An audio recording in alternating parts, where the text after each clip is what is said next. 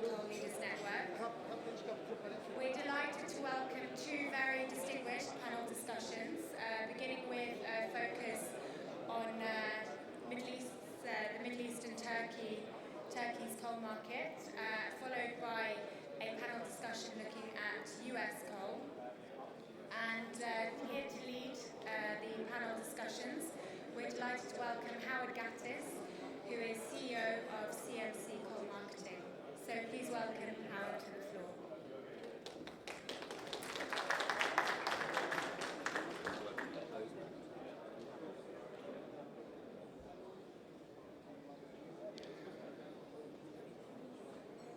It's always interesting to be part of the very last session of any of these conferences, because either it's the people who are really interested who are going to stay until the very last moment, or the people who have nothing else to do at all this morning and just want to get the last free lunch. But we will try over the next hour or so to look at two really rather different subjects. The first one is Turkey, which is one of the most reliable buyers in the world. And the second part is on the US, which is one of the most unreliable exporters in the world. And we'll get to that in about 30 or 40 minutes' time. What I would like to do to start things going is to give you just half a dozen slides, which is the perspective of one supplier, and that's us, on this Mediterranean market. After that, I'll hand over to Sirrin, and I'll introduce him in a moment, and then to Umit. Both of those can give much more detail and further perspective on Turkey. If we are lucky, we will also be joined by an expert on Egypt, and if we are unlucky, we won't. So here is a perspective of us as a supplier, and I've just included one slide on the company that I represent. CMC is based in Dublin. We have an office in Atlanta, and CMC is the marketing arm, the sister company, if you like, of Sirrin. Sirrin is probably the largest open cast export mine in the world. We do 34 million tonnes per year from Colombia.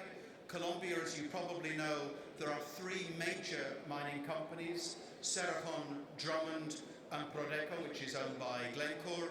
And we'll look in another slide or two at the direction of Colombian exports over recent years. We reckon that we are not only the biggest, but also the best. And those of you who have heard me speak before would expect me to say that. Sirrin was set up 30 years ago. At the time, it was a joint venture between the Colombian government and Exxon. And about 15 years ago, the Colombian government was privatizing and Exxon was getting out of coal. And so the new Sirrin was born, and we are jointly owned by Anglo-American, BHP Billiton, and Glencore. And we both produce independently of them and market independently of them. You probably know, therefore, that we've been going for 15 years as CMC. We have clients, customers all over the world, but mainly in the Atlantic Basin. Those of you who've heard me talk many times before know that I used to end up all our presentations saying that we have never declared force majeure. Unfortunately, 3 years ago, we declared force majeure, so I've had to omit that slide from the presentation, but I still think that we're the best supplier on the planet, and you can decide that for yourselves in time. Here is some perspective, and I'm not going to talk at all about Turkey or the Mediterranean, except really just to ask some questions, because there are others who know a great deal more about it than I do. But this is the perspective for an Atlantic supplier. And the Atlantic suppliers are Colombia, the US from time to time, Russia, and South Africa. Although most of you will know that South African exports have increasingly moved east, and that there is a relatively small proportion now of Richards Bay coal which comes to Europe. And South Africa has looked more and more east because in general the markets have been more attractive and the prices have been higher. But it's almost certain now that the Atlantic market has peaked. European demand, which is the big blue block at the bottom, is almost certainly in terminal decline. That's not to say that it's necessarily going to be a rapid decline, and the sharp move in the curve over the last year has mainly been the dramatic drop in imports into the UK following government policies and the so-called carbon price floor. But nearly all of the European, the EU 28, nearly all of those countries are slowly reducing their imports. And probably the only real exception is Germany, as German domestic coal is being replaced by imports. So to that extent, the first part of the picture for an Atlantic supplier is that the EU 28 is going down. However, this region that everybody now seems to call MENA is going up. And clearly, as you can see from the big block at the bottom, these are thermal coal imports of the main Mediterranean countries. And clearly the dramatic increase is in Turkey. The first big new demand came 15 years ago with the construction of the ISKEN power station, and Sirrin will talk a little bit more about that in a moment. Israel has been a consistent importer of coal, although their imports are starting very slightly to reduce. Morocco was always the two big importers of ONE and Geoflas flour, and we'll see in a moment there are some expansions there, and there are now very recently the beginnings of coal imports into Egypt. So although the EU 28 is a relatively depressing picture, the Mediterranean seems to offer a more positive outlook. And in the end, Colombian exports follow the market. The blue bit again, and we've highlighted that with the arrow, you can see that Colombian exports to the EU 28 have been growing. Colombian exports to the Mediterranean, the red part again, have been growing. Most of that, not all of it, most of that is Sirrin. There is still a reasonable tranche of demand from South America, mainly Chile, but also Brazil and Peru.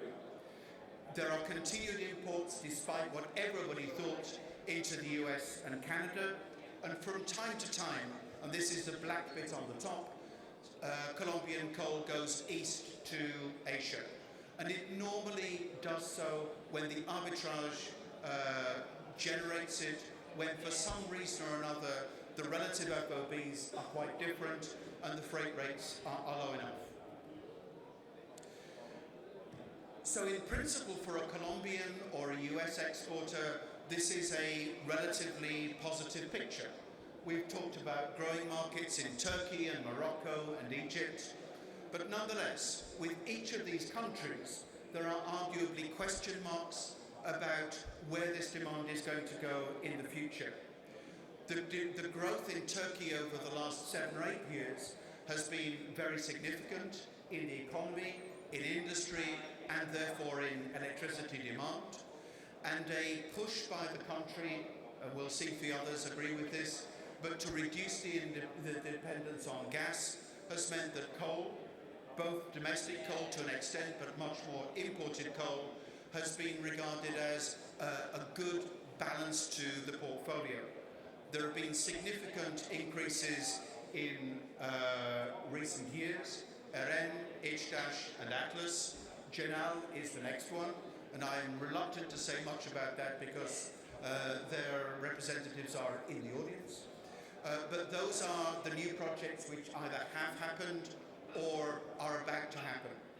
We all read in the press of a large number of other projects, but it's not at all clear which of these will be permitted, which of them will happen, and whether, and we'll no doubt come back to this, whether the recent imposition of an import tax on coal imports into Turkey, whether that will have a dampening effect on the growth prospects. And so one of the questions that probably we'll want to look at over the next few minutes is what the prospects are like. Are they as good as they appeared to be 3 or 4 years ago? Are they disastrous, or are we now going to get to something of a more balanced look? Egypt, and again I hope we will have an Egypt speaker with us shortly, but recent conferences, not only Coaltrans, have highlighted the significant potential of Egypt and the large number of projects there, both cement and other industrial, but also power plants as well. And again, just like Turkey, you can read this enormous list of projects without really being sure how many of them are going to happen. And that, therefore, is another important question to be asked. Really, how much can we expect? Is coal just going to be a bridge to petcoke or to other fuels? Is this really going to be the market which starts to replace the EU 28 as being the natural outlet for Atlantic suppliers? Morocco looks good in the sense that there are 2 new power stations which are about to come on stream or close to it. But however, some signals from the government seem to imply that this may not be heralding a large expansion into the future, but maybe this is it. There are other fuels which are available, and for what it's worth, COP22 is going to be held in Morocco, and we all know that governments which host one of these conferences like to make a big announcement about how green they are and what's going to happen. So we have an interesting picture here. We have a Mediterranean market which appears to be taking over from the EU 28 as being the market which is going to draw in Atlantic coal. But over all of the countries which 1 or 2 years ago appeared to have excellent potential, maybe it's not going to be quite as straightforward as that. So those are the questions that we will be addressing in the next few minutes. I said when I started that the first of the big new power projects about 15 years ago was the ISKEN power station. And it was a joint venture between Rheinbraun, RWE and Steag and local Turkish partners. And I think it has been a very successful power station, not least because 90% of its supplies come from the single most reliable coal producer in the world, and that, remember, is us. Maybe Sirrin will have the same perspective, or maybe he'll have a different perspective. So let's ask Sirrin now to talk a little bit about the ISKEN power station and the other perspectives that he sees for Turkey. Then after that we'll come to Umit, and then we'll see whether we want to ask any further questions or draw any conclusions.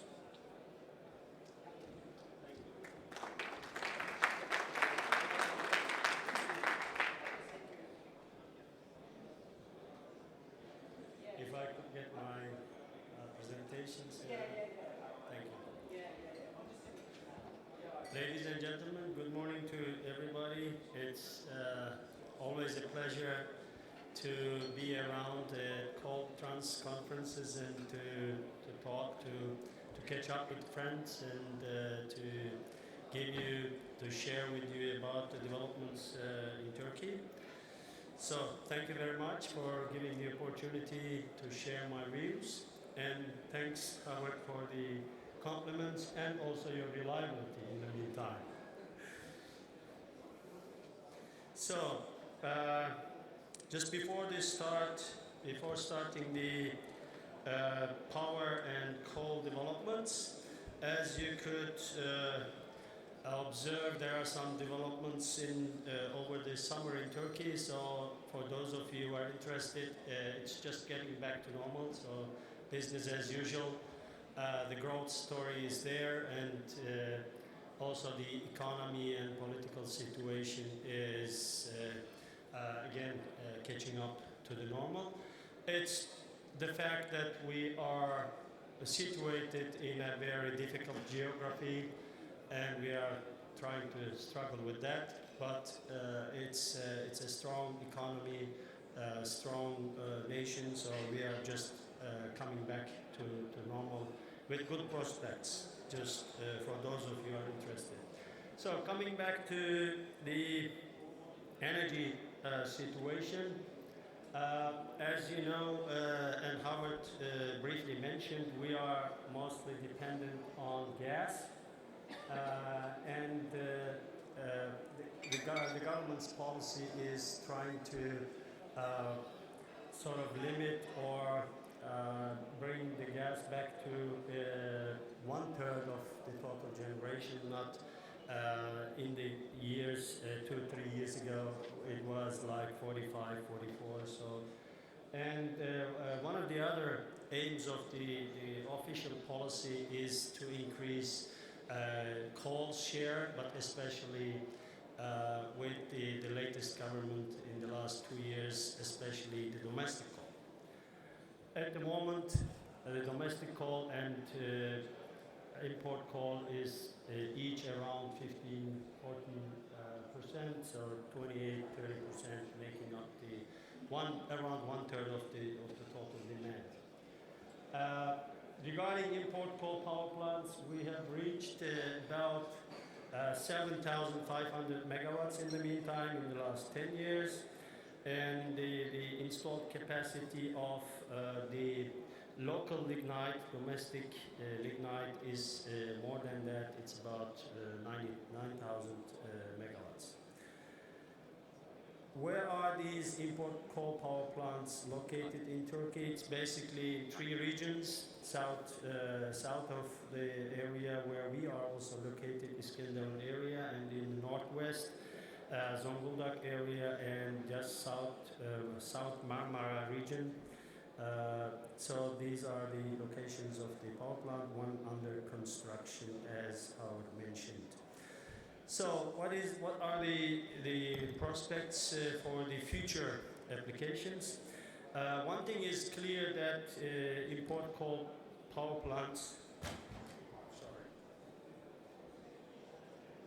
the demand for the investment for the import coal power plants are still there.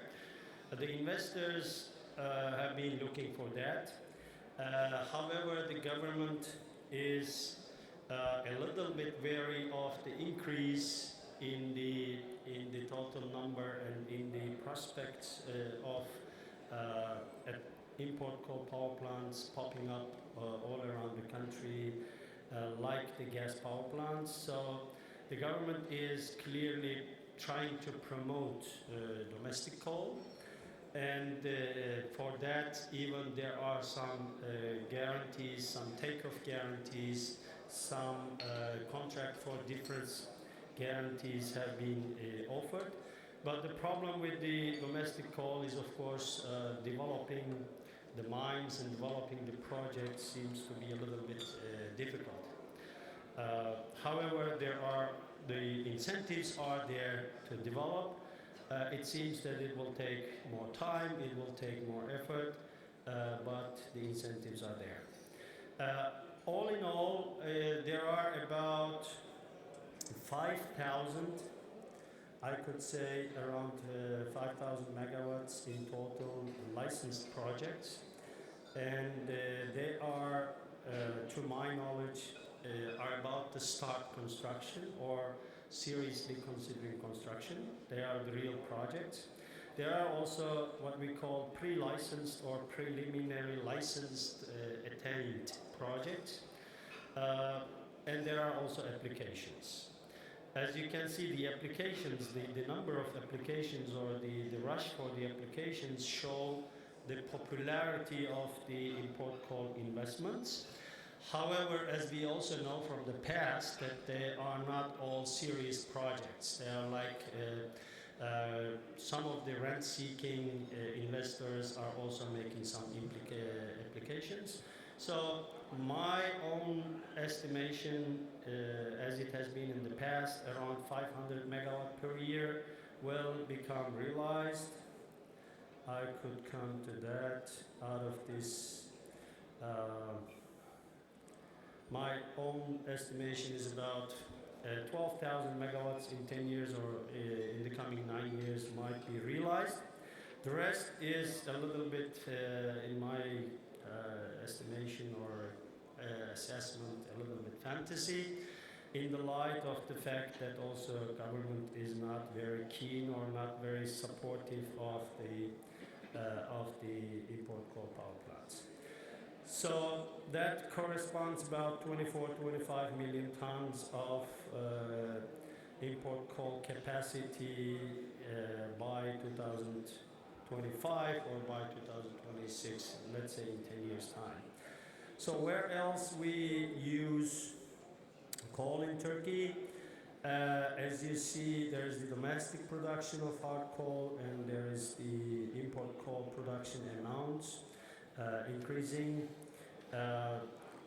It's clearly here in this picture. You can see the electricity generation is making up the big part of the import coal. It's about 16 million tons now. As of last year, it's always a steep increase, as Howard mentioned. Cement production and coal plants a little bit stable, but still in total about 10 million tons making the total.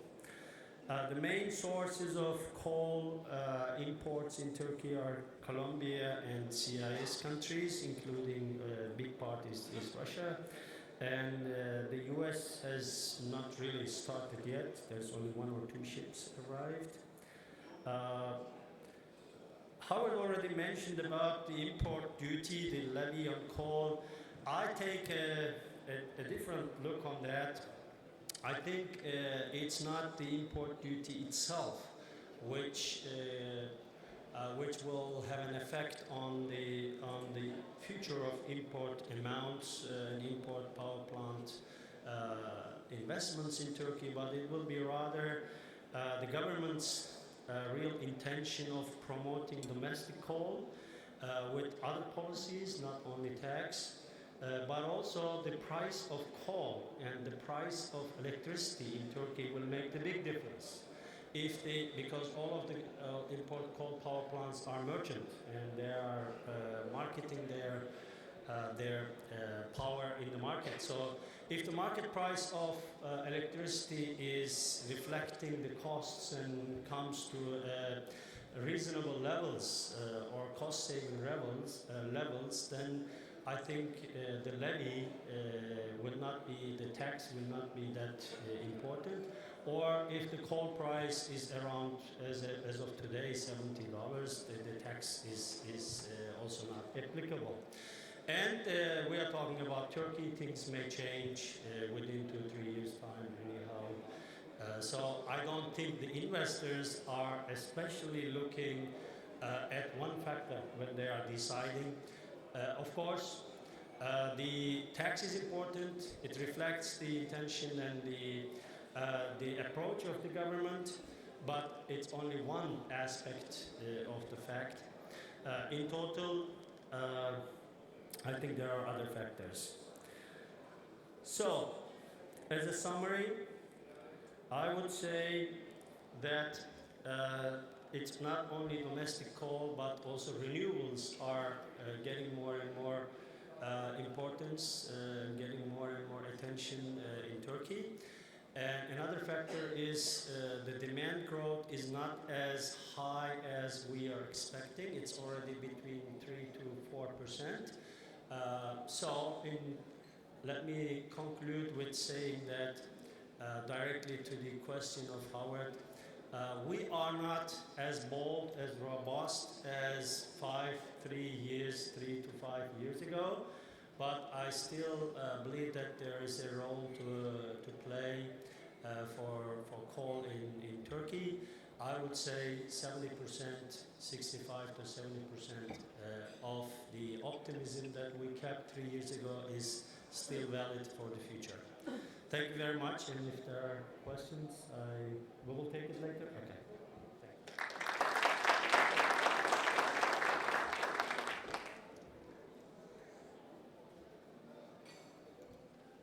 As you just saw from one of the slides that Sirrin has just shown, that coal demand in Turkey is not only for power generation, there's also quite a significant amount of domestic coal, but also there is an important demand for industry and in particular for cement companies. What we are going to get now, I hope, from Umit Cetin is a perspective on the industrial and particularly the cement industry and what his view is of the perspectives. Umit. As you wish. There is a microphone on the right.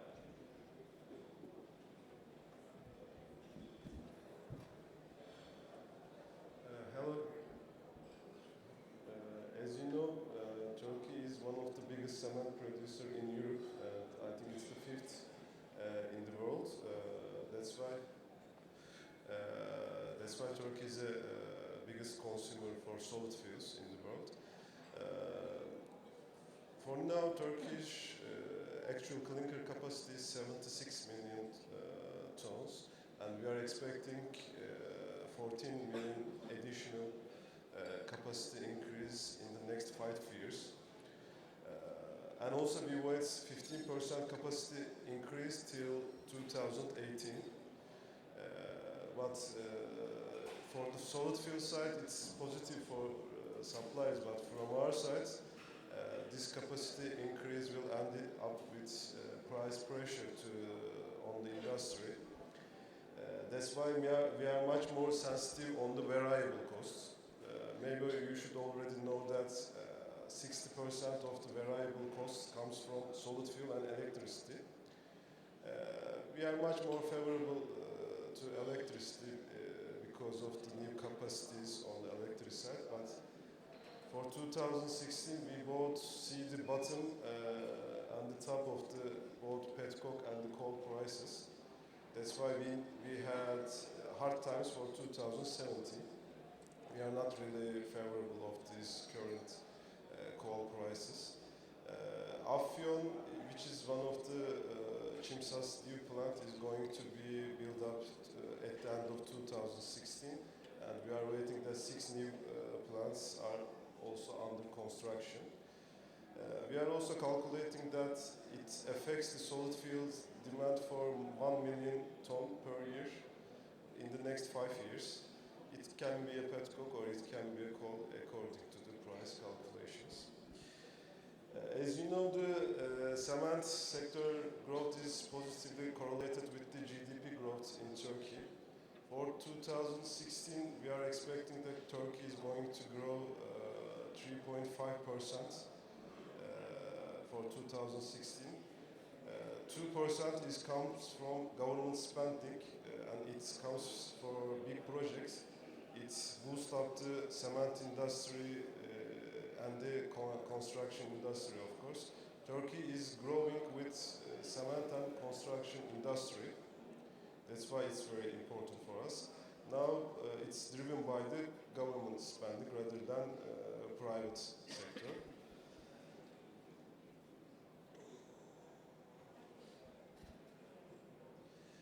In 2015, the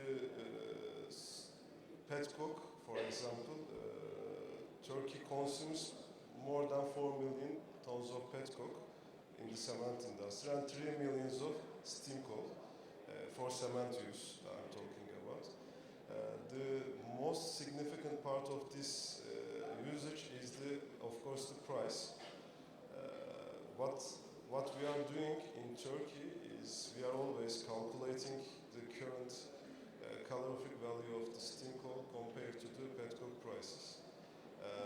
As you already know, the petcoke can be used by cement industry in Turkey, but no other industry can use that. It's not legal to use that.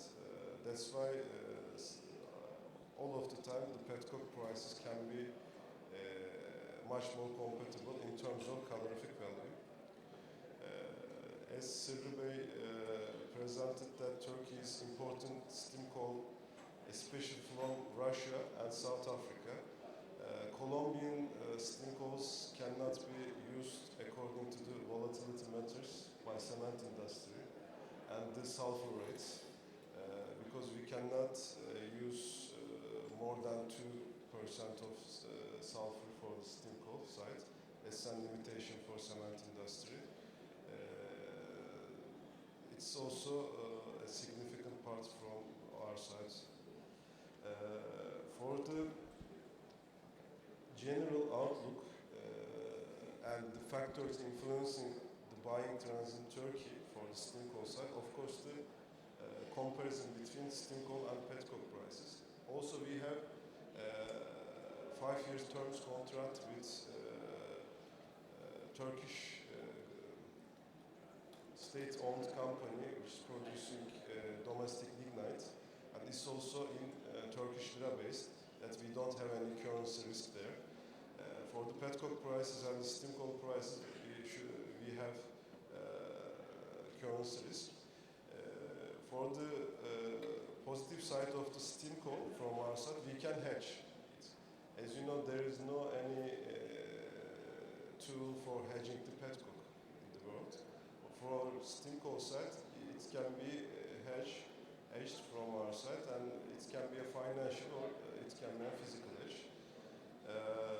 Domestic coal supply is also an important issue for our side also, because Turkish lignites, we have a price-based contract with the state-owned company, and it's just increased according to the inflation. That's why it's very favorable for us right now because of the current prices. Also, local waste supply and global and tire supply also is affecting our buying decisions. As Cimsa, we are burning local waste and global and life tires from other countries also, according to the prices and the calorific value. Local waste supply can be an alternative to steam coal and the petcoke. And as you know, the local source comes in 2016, which names Tüpraş. Maybe you already know the refineries. It is producing 600 up to 700,000 tons of petcoke, high sulfur in the local market. It's also going to affect the petcoke and the steam coal prices in Turkey. For the steam coal, the positive thing is the new factories, it always starts to burn steam coal at first in order not to make it hard to their new investments. As you know, it's always be easier to burn steam coal rather than petcoke side. For 2017, the cement industry is going to have a real price pressure. That's why all of the buyers of the cement industry are really have more pressure on the variable costs. We are start to dig every penny. That's why we are really on a hard times for 2017 because of these new capacities and this price increase. Thank you very much.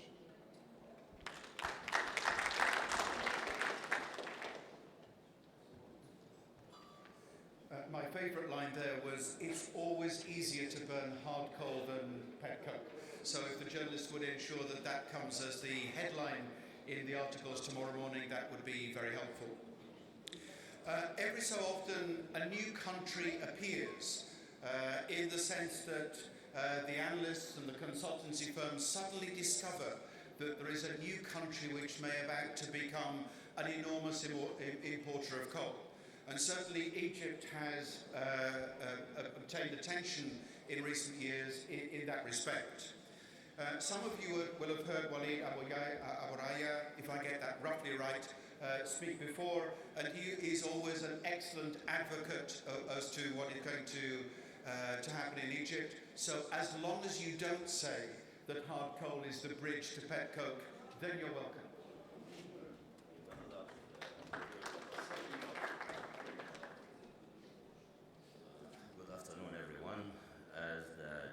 Said Egypt is the newcomer into the market, and I have to say there's a total shift in the culture in Egypt about using fuel. 2 years ago, exactly like in 2014, when the word coal was used in Egypt, everyone was under the impression that coal means charcoal. This is the only coal that anyone knew in Egypt. So when the government started to decide that we can start using solid fuel, so everyone was saying, what what are we going to do to our barbecue? Now they are going to take all the charcoal that we're using and we're not going to have any barbecues anymore. But we try to explain to everyone this is not the case. I've been myself involved in coal and solid fuels business for more than 25 years, since I was 5 years old. So at the end of the day, it was something new for everyone. And everyone was rejecting the idea in Egypt to start using solid fuels because everyone was under the impression this is going to kill Egyptians. We're going to have a pollution and mercury and arsenic. I mean, a lot of things that were said that's not true actually. We even had a big page on Facebook called Egyptians Against Coal. And that had like 200,000 people on that page. Eventually, the reason why we started to do the shift to using solid fuel was the shortage of natural gas. We have been a spoiled country for many years. Natural gas was enough for our consumption, let's say, and we were relying fully almost on natural gas and fuel oil as our source of fuel, let's say, for power generation, for cement industry, but then we had an uprising, as you may know, in 2011, and there was a political instability. So exploration for new gas fields were somehow on hold. So suddenly we started to have a big shortage, and gas supplies discontinued to a lot of cement plants, and they were reducing their capacities to less than maybe 20-30% of their original capacity. So eventually the government had to give in and allow the use of solid fuel, and that started actually exactly May 2014. Since then, at that time, actually, we had a production of cement of about 60 million tons in Egypt, which is a decent number. That's produced by about 26, 27 companies or producers. And when the government allowed people to start converting, we're seeing every day now a newcomer into the market. One of the new cemented plants, or the old cemented plants, actually have already converted. Right now, maybe 15 out of the 27 have already converted using solid fuels. But in addition to the 60 million tons, actually a couple of months ago, the government came out with the like an auction to give more licenses to produce 20 more million tons of cement. And the plan is by year 2022, our requirement and production will reach to 90 million tons. Of course, when that number is reached, we expect to have a demand of not less than 10 million tons of solid fuels or even more. At the same time, last year, I would say, or 2016, we have seen since 2014, maybe there were only a few 100,000 tons imported. 2015, maybe 1.5 million. This year, we're exceeding 3 million. So there is really a rapid increase in the consumption, and this is seen by the companies starting to utilize the conversion to solid fuels. So, as the gentleman said, people love steam coal, especially when they start the conversion, because of two issues: not only the high sulfur of pit coke, but also there's a big challenge with pit coke in Egypt. Pit coke has duties and sales tax of 20%, although steam coal is exempted, zero tax or sales tax. So you can love that. At the same time, we have also, of course, all the big guys producing cement in Egypt: Lafarge, Cemex, Ticaret, everyone. Those guys are somehow, especially like Lafarge and Cemex, once they started using solid fuels, they actually started by pit coke. And they have the expertise, and they have the knowledge of how to use it, and they know how to get over the higher sulfur in the kilns. So they started using, and they are utilizing almost 100% of their solid fuels as pit coke. The others, all of them, when they started the conversion, they started by steam coal.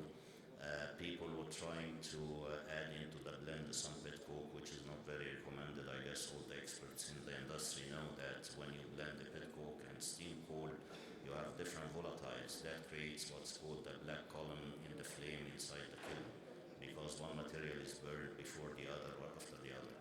So it's preferable actually that you use either steam coal or pit coke. Right now, steam coal is actually dominating. If you look at the map of Egypt, sorry, I don't have a presentation, but we have the plants scattered all over the country, some on the east side, some on the north side. As a geographical situation, let's say, the ones located on the east, on the Red Sea, South Africa and Mozambique would be the natural source for them, while the others that are located on the north would be Russian, Polish, Ukrainian and Colombian coal as well. But at the end of the day, it all depends on where is the API 4 and API 2 and what's the difference and what's more favorable. Sometimes we see API 2 is more favorable even for the people or for the plants on the Red Sea on the east side, although maybe South Africa is closer to them. But it keeps changing. In addition to the cement production in Egypt and the increase, we had also a power crisis, I have to say. 3 years ago, Egypt was producing about 26,000 megawatts of power, almost 100% relying on natural gas as well as fuel oil. And we started to have power outage, and it was really a bad crisis. During the last 3 years, we added almost another 6,000 megawatts, or 7,000 even. Now we're producing 32,000 megawatts, but the plan is to reach to almost 60,000 megawatts within the next 10 years. In order to achieve that and to double the capacity, there are a lot of plans. One of them is a nuclear power plant, as well as some other natural gas power plants, but the main change also is coal-fired power plants. There are a lot of talks about that, and the initial plan was to add 18,000 megawatts of coal-fired power plants, and if I'm correct, I think to produce 1,000 megawatts of electricity, you need 2.5 million tons of coal, right? So, I mean, we're talking about an additional requirement that would reach maybe to 40 million tons for the power plants. Right now, at this moment, there are like 3 power plants that are going into a serious discussion to be materialized, and they are really at advanced stages. We're having a problem with logistics and ports with the current capacity, so the decision was made that each power plant will have its own port. They are not going to use the existing ports or terminals, because we're already having sometimes 10-15 days waiting times for the vessels to discharge. So power plants will be building their own discharge facilities and ports, and it's expected to start seeing those power plants coming into operation within the next 4 or 5 years. The only bottleneck now is, as we have been producing before our own natural gas used in power generation, it was easy to set the tariff for electricity because it has been somehow subsidized. With the coal prices and the fluctuation in coal prices, it's not easy to fix a tariff for the power generation. So they are trying still to work out an agreement with those power plants will be all privately owned. None of them would be state-owned, actually. So they are trying to reach to an agreement that would be workable based on a fixed tariff, because the tariff for electricity in Egypt has been always fixed. It's not variating. So the government either will have a pass-through cost to them when the price of coal changes based on a certain benchmark or an index, while the investors, they want to have more flexibility to try to make more money, of course, but once this is settled, which most likely would be a benchmark, and the balance will be passed through to the government plus or minus based on that agreed benchmark. In addition to that, we have also huge bricks industry in Egypt, big brick production, which is also facing the same shortage of gas as well as fuel oil. They have been relying fully on gas and fuel oil, and some of them actually are using illegally petroleum coke, because we have petroleum coke production in Egypt. We have right now 2 refineries that are producing about 500,000 tons. One of them is called Midor in the north. They produce about 350,000 tons of pet coke. The other one is on the Red Sea, producing about 150,000 tons of pet coke. In addition to that, there are 2 other refineries that are now going downstream and adding hydrocracker and delayed cooking units. So they will be producing maybe another 750,000 tons of pet coke. However, still, all of, let's say, most of the local producers or the Egyptian producers, they prefer steam coal to be cautious. They have lost a lot of capacity during the time when they had the natural gas shortage, so they don't want to take chances and use high sulfur pet coke at this point until they try to compensate the idle capacity that they had for the last 3 years. So what we expect to see next year, maybe we'll see at least 4 million tons of solid fuels coming to Egypt. Maybe 80% of that minimum would be steam coal. Right now, pet coke importers are mainly Cemex, Lafarge actually, they have the Midor contract now. They take 100% of Midor pet coke locally, but sometimes sulfur reaches to 8% in that pet coke, sometimes 5-4.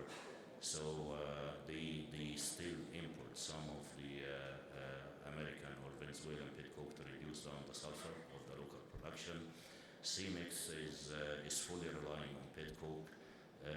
These are maybe the only two that using 100% pet coke. All the others, the backbone of the fuel is steam coal with partial usage, or maybe one kiln would be steam coal, the other kiln would be pet coke.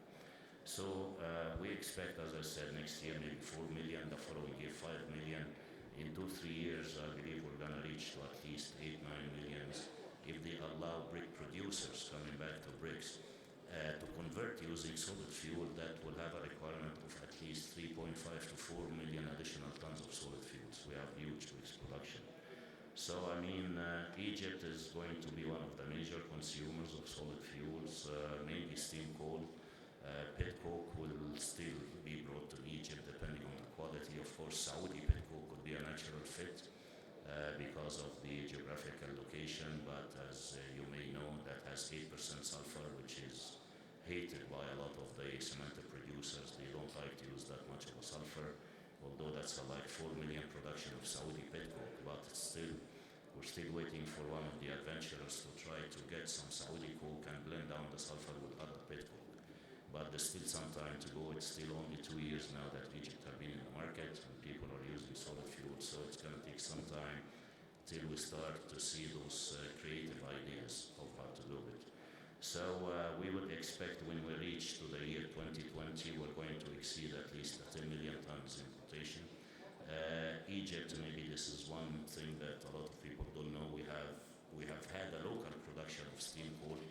We have few coal mines in the peninsula of Sinai, which had very poor quality, I have to say, 3.5% sulfur. It's similar actually to some of the Pennsylvania steam coal, I have to say.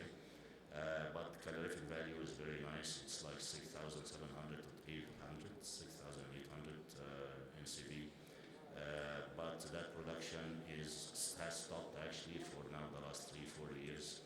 There were no markets, there was no local demand for it. 100% of the production was exported. But we would see maybe soon those mines coming back into operation, but it's actually a limited production, maybe 1 million tons a year so far, not more than that.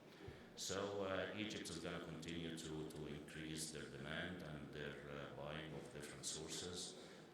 Colombian coal, actually, we ourselves, we have supplied few Colombian cargoes actually from Cimsa, and I believe the quality was very welcomed and people were happy with it. Yes, and this is the guy who used the Colombian coal, is happy with it. So that's actually from Cimsa as well. We're going to continue to try to diversify the sources. We supplied Ukrainian, Polish, Russian, South African, Mozambique, Colombia. Still no US coal coming to Egypt still. It's not really the natural market for it. But demand is going to increase. So we're going to be a major player in the market. We're only 2 years old in that field, so we're going to get older and more mature about that. You will see a lot of bottlenecks, a lot of problems, but we're just trying to get over all those problems and become a major player in the market. Thank you.